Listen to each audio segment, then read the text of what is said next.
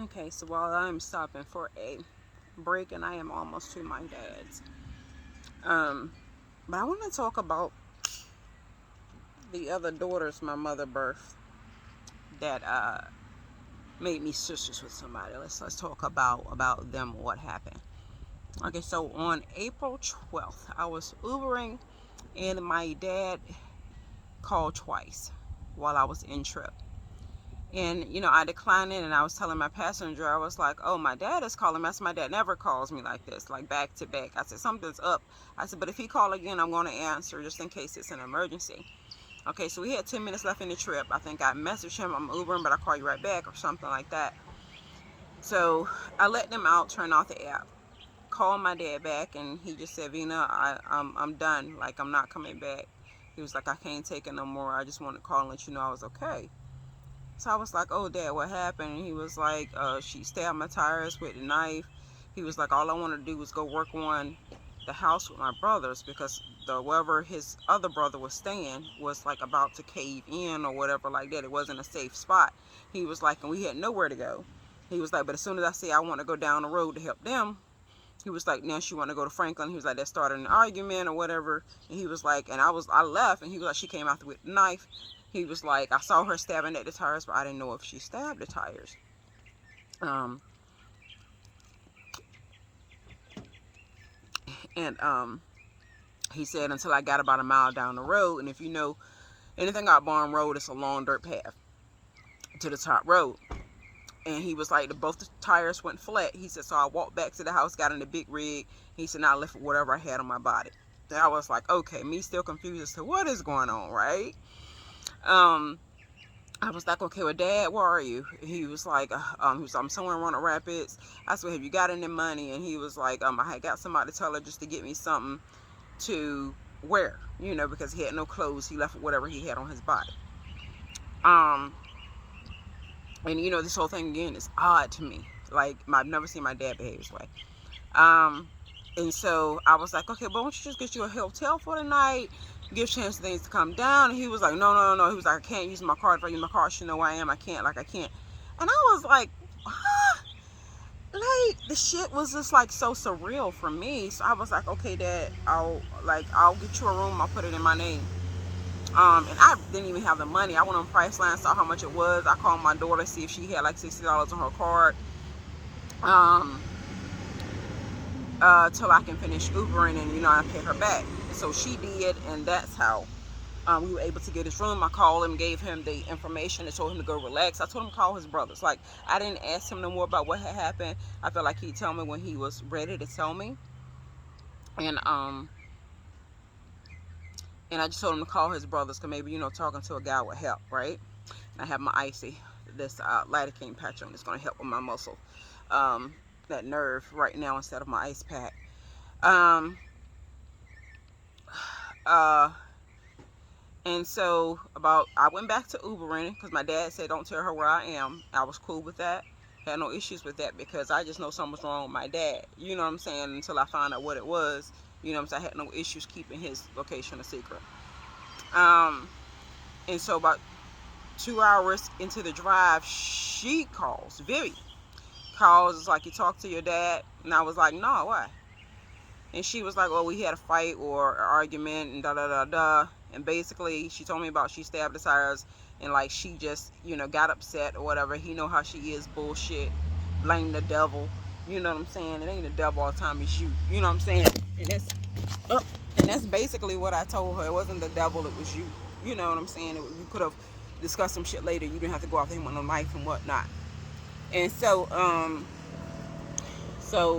she did a little bitty doggy tears for me, but I wasn't feeling that shit or whatever. And she was like, well, if you talk to your dad, tell him to call me. And I was like, yeah, yeah, yeah. So she, I think, called maybe one more time since then. And I told my dad, I said, Dad, she called again. So I don't want to lie to her. I said, so I'm going to call her. And I'm just going to let her know that I talked to you and that you were fine, but I'm not going to tell her, you know what I'm saying, where you are. And that's what I did. I called and I was like, I talked to Dad, he's fine.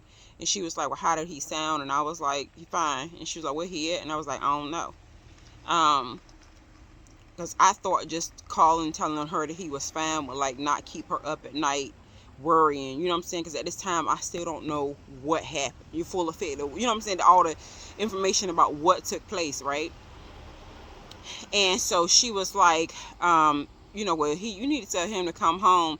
And I was like, he not coming home. And she was like, what you mean he not coming home? I was like, that's what he said. He not coming home, so I can't tell him to come home. He said he won't. And she was like, well, did I leave him when he cheated? And I was like, well, shit, did he leave you and you cheated? And that was the first time she had ever heard me even mention that I knew anything about her stepping out on my dad. You know what I'm saying? And I found that out when I was 12.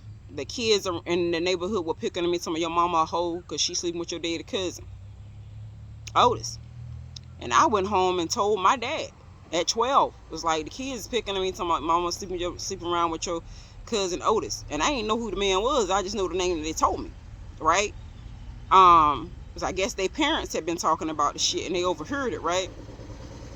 And so my dad knew, like, from 12 that there was a possibility that she had stepped out. You know what I'm saying? And we never talked about it again. He never told my mom, like now she would just be finding out from if she ever, anybody to know her listening to this.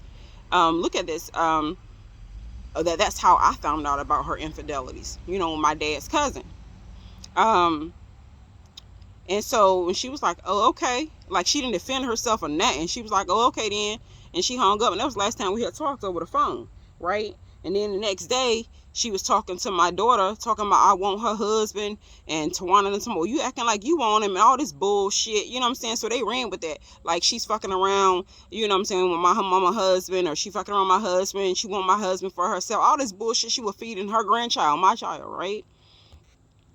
So that's my issue with them. You know what I'm saying? And so when like 2 days later, like I told my dad, I was like, Dad, they talking about, like, she's talking about I'm the one ending the marriage because I'm messing around with you and some shit. And he was like, ain't got nothing to do with you. And he was like, and don't tell nobody, don't tell your sisters about this or whatever. And he was like, it won't affect. He said, do you know why I don't like Nav? And I was like, no. And he was like, because, you know, she cut me before. And he was like, and last time it was pretty bad. He was like, so I wasn't about to stick around this time and see if it got worse. You know what I'm saying? He was like, I was gone. Like, I wanted to live. And like, I immediately started crying because a whole bunch of shit that I saw when I was little, like her do to him. And I'll talk about that another time because I may have to testify about that tomorrow. Like, all that shit like hit me like a ton of bricks. And it's like when I got off the phone with him, like, he didn't even have to say no more. That's how I automatically knew that he was telling the fucking truth, just because of the shit that I seen. I had never even told my dad. I talked to my brother about shit that I had seen growing up. Like, my brother seen some shit, and like, I had never even talked to my dad to let him know that I knew, but I told him, you know what I'm saying, you don't have to say no more. Like, I remember seeing some stuff when I was little, like, I believe you. And so, like, I called her, like, in tears, like, typing my ass off. You know how you do that mad type? I was like, bitch, you a monster, you know what I'm saying? I probably said a whole bunch of shit, you know what I'm saying? I meant that shit because, you know, childhood trauma is fucking real as a motherfucker.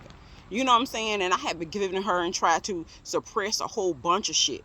You know what I'm saying? Whether it was when men were beating on her or climbing through windows and we running through to my grandma's house in the dark because a man was beating her ass, or my biological father, the visions of that shit pushing her down in the field. Like childhood trauma, like that shit sticks with you and it fucks with you. You know what I'm saying? And everything I had suppressed came back. So if she wondering why I call her monster, because I saw you do some shit. And I'm going to tell you about that shit tomorrow. Like, you're going to find out what I saw you do.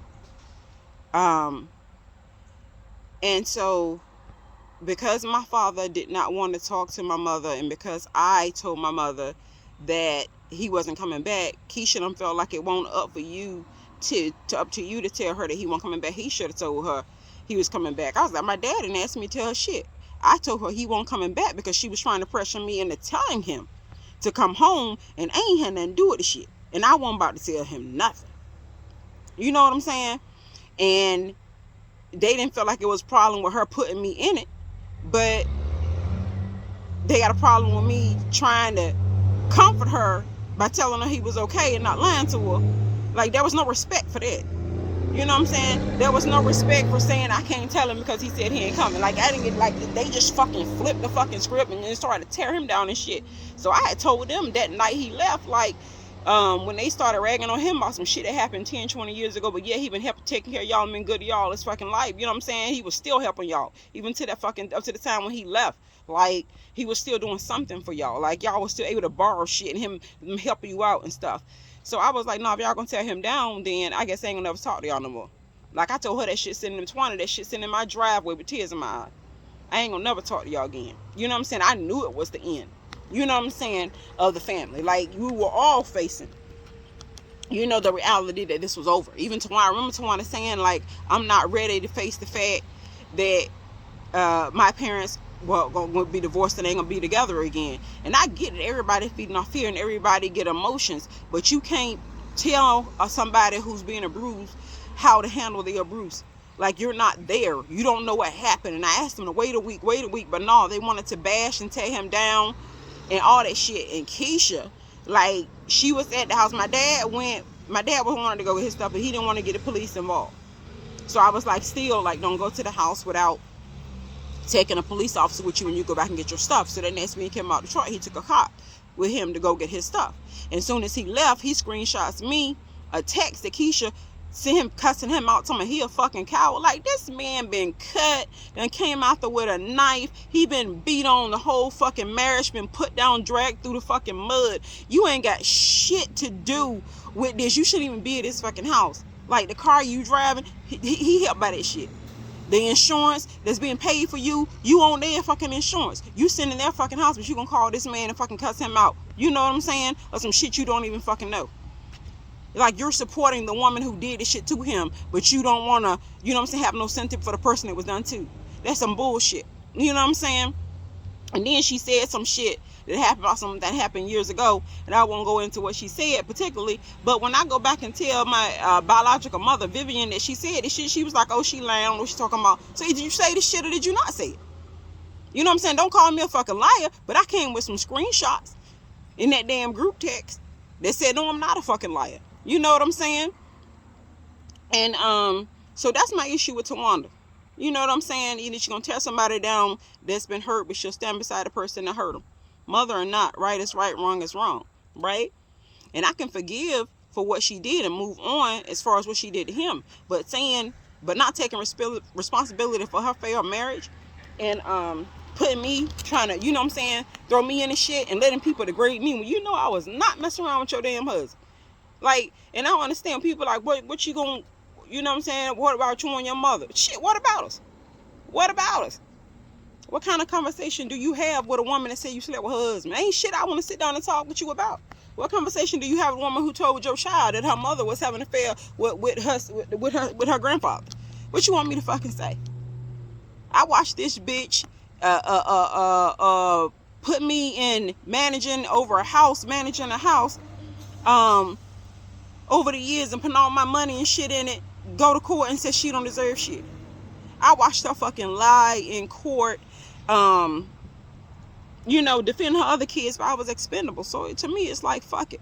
You know what I'm saying? I ran off emotion for many years. Like, I'm not coming from a place of pain right now. I'm glad that you know what I'm saying, I'm okay with the way things are in life, and I'm happy that I chose my dad. You know, I chose love. I chose the person I couldn't see myself living without. You know what I'm saying? And I'm a back him. I'm gonna ride with him, like I said, from now to the day I die, till the Lord take us apart. That's the only way me and my father gonna part. You know what I'm saying?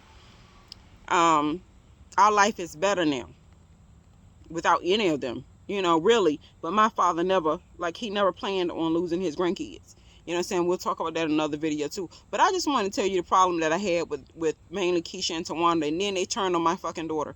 And it mixed up everything that was going on. They turned on my fucking kid. You know what I'm saying? They had their kids not talking to my kids. Had their kids threatening my motherfucking daughter. To me, I would like for my daughter not to fuck with none of them. But she a grown person. You know what I'm saying? She's grown. She's of age. You know what I'm saying? She can make her own decisions about which one she wants to be to and which one she don't.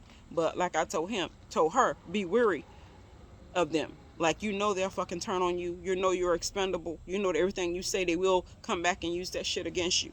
You know what I'm saying? When you sit at the table with them, know what they serving. So that's why I don't fuck with them too. Half breeds.